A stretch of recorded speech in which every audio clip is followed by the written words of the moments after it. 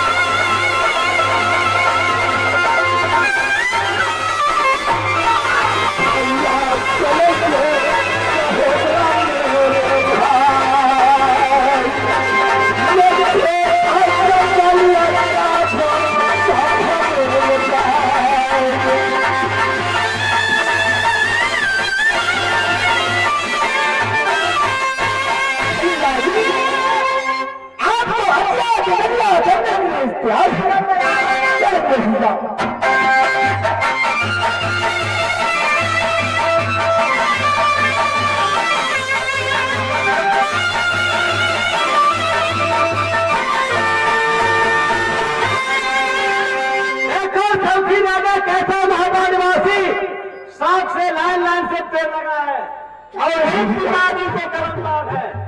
आज छुट्टी का दिन है, गेंद खेलो, अब दोनों भाई लेट ले करो, गेंद खेल के चलो अपना। ठीक है भैया जी, चलो भैया ना। भैया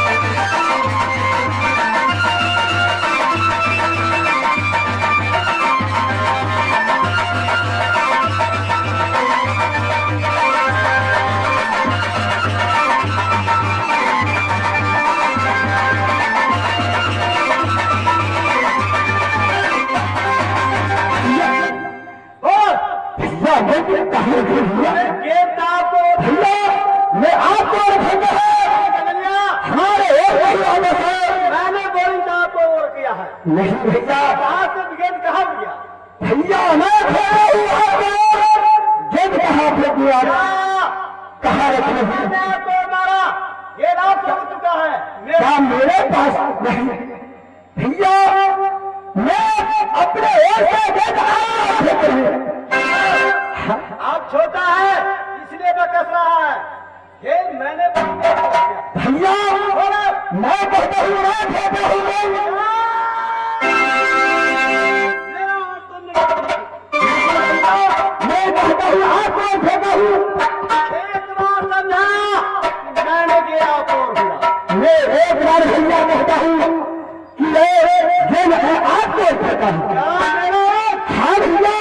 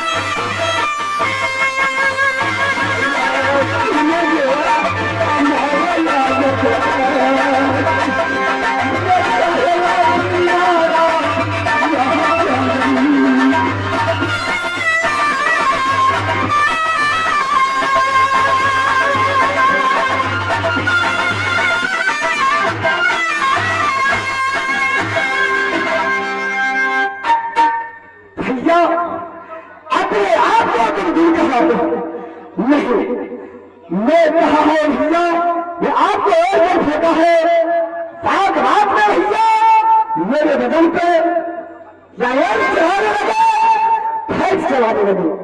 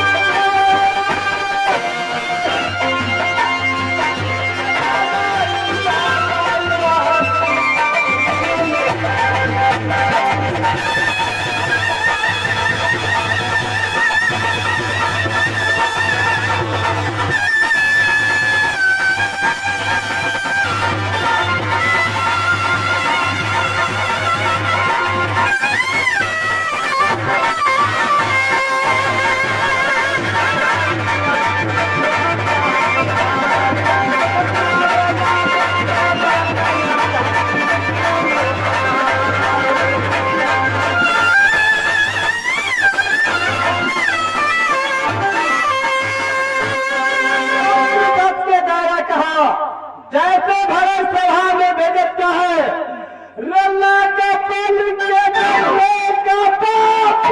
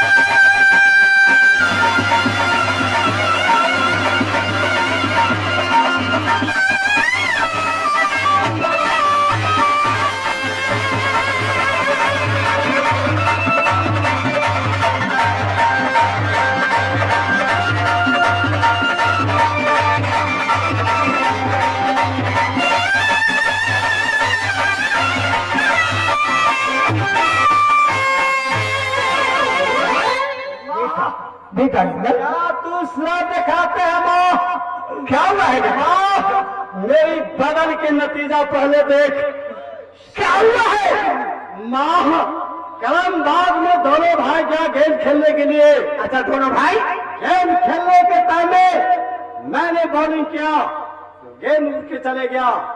गेम ढूंढने में दोनों भाई की झंझट हुआ, मारपीट से तो ये पता न के चमरा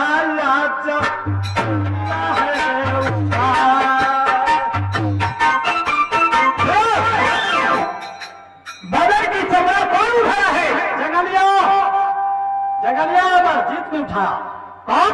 जंगलिया जंगलिया नाम कहता है तुम्हारा था हमार जीत। जंगलिया ही रसीद? हाँ इतना हिम्मत हुआ इसे क्या हरे बदर पर गौरव उठा दिया? हाँ इसके बाद क्या हुआ?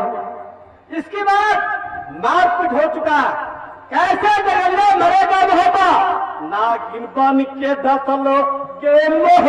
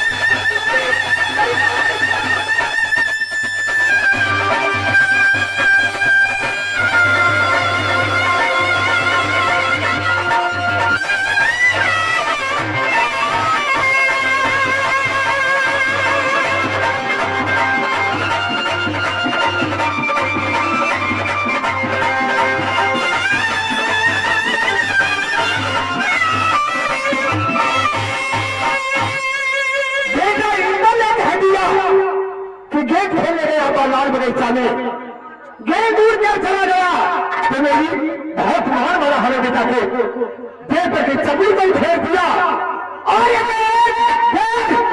कि कारण इंद्रजीत को मैं क्या करूंगी आप लोग जानिएगा। देखते रहिए समाधि